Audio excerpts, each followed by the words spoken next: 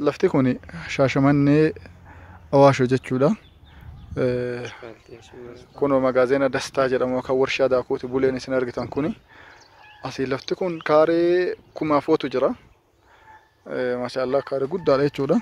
Kun asiin ispaaltiidha. Mana kana fuuldurri mana kana ispaaltii jechuudha. Warri mana kana fuulli isaanii ispaaltii ilaala.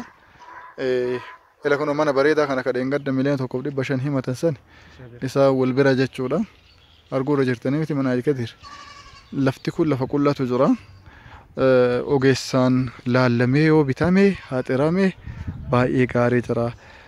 Karaa gurguddaa kun asiin ispaaltii baasee jechuudha. Kun karaa bakka cufaniiranii kanan ispaaltii irratti bitaa. Ispaaltii irra karaa asiin ispaaltii irra kaa'anii dhufu karaa lammaffaa jidduu kana baha jechuudha. Akka warri maandisaa laalee jirutti fuulatti deebanii jechuudha.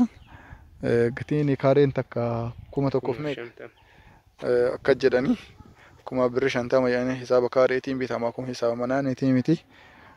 Natti tolee jiran anni maandisa ofiitiin laalchifatanii yoo bitatan ispaaltiin lafti aanu kunniin calaqaallee ta'uu ganama rakkoo dhiibbaa guddaan fidu bitadhaa.